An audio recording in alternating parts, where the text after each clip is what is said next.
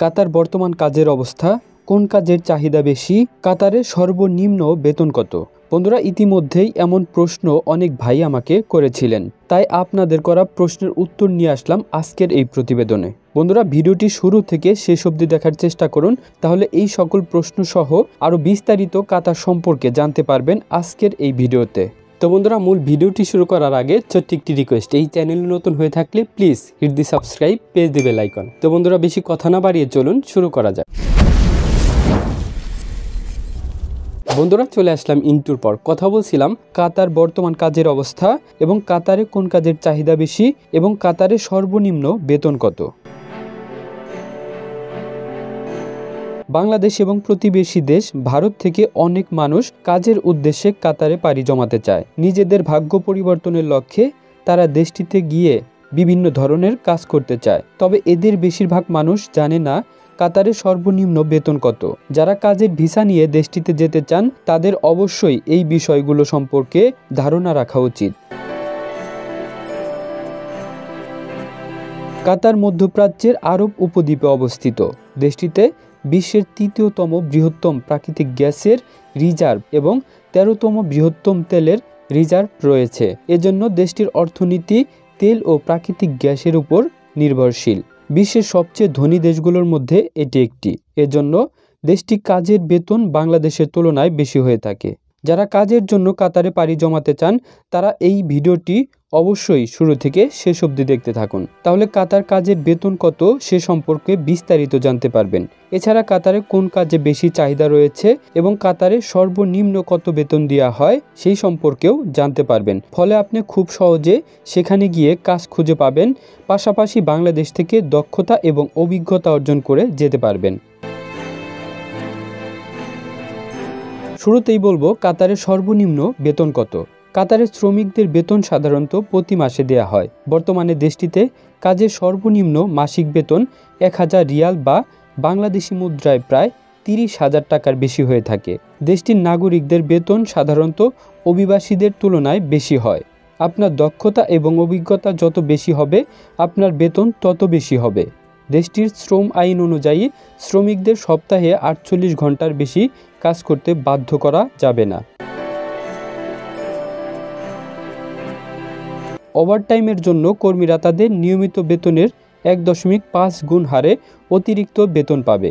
বাংলাদেশি প্রবাসী কাজের ধরন অনুযায়ী বর্তমানে কাতারে প্রতি মাসে 30,000 টাকা থেকে 1.5 লক্ষ টাকা পর্যন্ত ইনকাম করছে।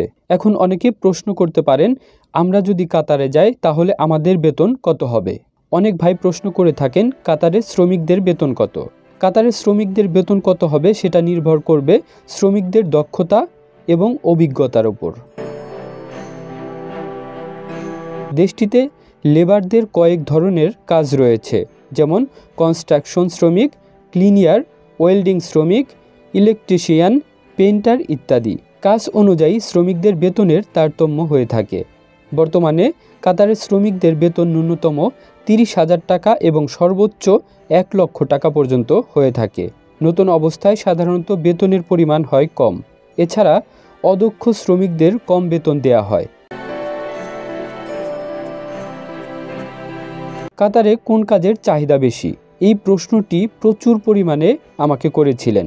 মধ্যপ্রাচ্যের উদীয়মান শক্তি কাতার কাজের নতুন দিগন্ত উন্মোচন করেছে। নির্মাণ, স্বাস্থ্যসেবা, পর্যটন, তথ্য প্রযুক্তি নানা ক্ষেত্রে দক্ষ ও অভিজ্ঞ শ্রমিকের জন্য অপেক্ষা করছে আকর্ষণীয় বেতন ও উজ্জ্বল ভবিষ্যৎ।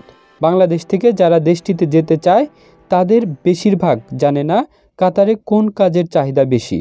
কাতারে যেসব কাজের চাহিদা সবচেয়ে বেশি রয়েছে: কনস্ট্রাকশন শ্রমিক, welder, plumber, electrician, driving, mechanic, cleaner, hotel ও রেস্টুরেন্ট কর্মী, ফুড প্যাকেজিং, ফ্যাক্টরি জব ইত্যাদি। এই সকল কাজগুলো কাতারে প্রচুর পরিমাণে চাহিদা রয়েছে। বাংলাদেশ এবং ইন্ডিয়া থেকে আপনারা যদি কাতারে যেতে আগ্রহী থাকেন তাহলে এই কাজগুলো সম্পর্কে ধারণা নিয়ে গেলে কাতারে ভালো একটি জায়গা অর্জন করে নিতে পারবেন। দেখুন, কাতার সম্পর্কে আপনারা বেশিরভাগ মানুষ কিন্তু এই সকল প্রশ্নগুলোই করে থাকেন। আমি বারবার প্রত্যেকটি ভিডিওতে বলা সত্ত্বেও আপনারা আমাকে সরাসরি কল করে থাকেন। সরাসরি কল করা থেকে বিরত থাকুন। অবশ্যই হোয়াটসঅ্যাপ নাম্বারে সরাসরি আমার সাথে যোগাযোগ করুন। অবশ্যই হোয়াটসঅ্যাপ নাম্বারে কল দিলে আপনার ফোনটি খুব সহজেই পিক করে আমি আপনার করা প্রশ্নের সকল উত্তর দিতে পারবো। দেখুন, একটি দেশ সম্পর্কে ভালোভাবে জেনে এবং কি বুঝে ভিডিওগুলো নিয়ে আসতে কিন্তু একটু সময় লাগে। যেমন ভুলভাল তথ্য যদি আপনাদের মাঝে তুলে ধরি, তাহলে সেই সকল তথ্য অনুযায়ী আপনি যদি কাজ করেন তাহলে আপনি হয়তো সমস্যার সম্মুখীন হতে পারেন। সেই কথা মাথায় রেখেই হুটহাট করেই একটি টপিক পেয়ে গেলাম, সেই টপিক সম্পর্কে আপনাদের জানিয়ে দিলাম।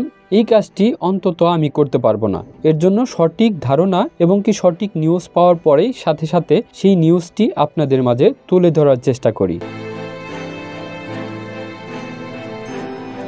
বন্ধুরা, কাতারের বর্তমান কাজের অবস্থা বলতে গেলে কাতারে আগের তুলনায় কাজের চাহিদা একটু বেড়েছে। বন্ধুরা, অনেক ভাইরাই কিন্তু বলে থাকেন কাতারে কাজ পাচ্ছি না, বসে রয়েছি। এইটার প্রধান কারণ হচ্ছে ফ্রি ভিসাতে কাতারে যাওয়া। দেখুন, আমি বারবার বলে আসছি, অফিসিয়াল ভিসাতে আপনি যদি কাতারে যান একটা না একটা কাজের ব্যবস্থা অবশ্যই হবে। তাই দালালের চক্করে পড়ে কোনোভাবেই ফ্রি ভিসাতে আপনি কাতারে যাওয়া থেকে বিরত থাকুন। আমি বলছি না কাতারে প্রচুর কাজের চাহিদা রয়েছে, তবে দক্ষ শ্রমিক যদি কাতারে যায়, অফিসিয়াল ভিসাতে যদি কাতারে যায়, তাহলে কিন্তু অবশ্যই সে কাজ পাবে। আমি আপনাদের কাতারে যাওয়ার উৎসাহ দিচ্ছি না, অবশ্যই সঠিক ইনফরমেশন নিয়ে এবং কি ভালো অফিসিয়াল ভিসাতে আপনি কাতারে যাওয়ার চেষ্টা করবেন। আর যদি সেটি না পারেন তাহলে ফ্রি ভিসাতে অতি লোভে পড়ে কখনোই কাতারে যাওয়ার স্বপ্ন দেখবেন না। বন্ধুরা, এই ছিল আজকের প্রতিবেদন। কাতারের বর্তমান কাজের অবস্থা, কোন কাজের চাহিদা বেশি এবং কাতারের সর্বনিম্ন বেতন কত। সর্বশেষ একটি কথা বলে রাখি, যারা পাসপোর্ট করতে চাচ্ছেন ঘরে বসেই এবং কি চাচ্ছেন কোনো সমস্যা এবং কি কোনো ঝামেলা আপনি নেবেন না, তাহলে স্ক্রিনে থাকা নাম্বারটিতে সরাসরি যোগাযোগ করতে পারেন। আপনার পাসপোর্টটি আমরাই করে দিতে পারবো, আপনার কোনো প্যারা নিতে হবে না। তো বন্ধুরা, আজকের ভিডিও পর্যন্তই। ভিডিওটি যদি ভালো লাগে তাহলে অবশ্যই একটি লাইক করে দিবেন আর আপনার মতামত জানিয়ে দিবেন আমাদের কমেন্টস বক্সে। বন্ধুরা, আপনার যদি মনে হয় এই ভিডিওটি হেল্পফুল এবং কি আপনার আত্মীয় স্বজন এই ভিডিওটি দেখে সচেতন হতে পারবে, তাহলে অনুরোধ থাকবে ভিডিওটি শেয়ার করে দিবেন। তো বন্ধুরা, আজকের ভিডিওটি পর্যন্তই। আমি চেষ্টা করব এভাবেই সরাসরি মাঝে মাঝে আপনাদের সামনে এসে গুরুত্বপূর্ণ তথ্য সম্পর্কে আপডেট দেওয়ার জন্য। তো বন্ধুরা, সবার সুস্থতা কামনা করে আজকের মতো বিদায় নিচ্ছি। আল্লাহ হাফেজ।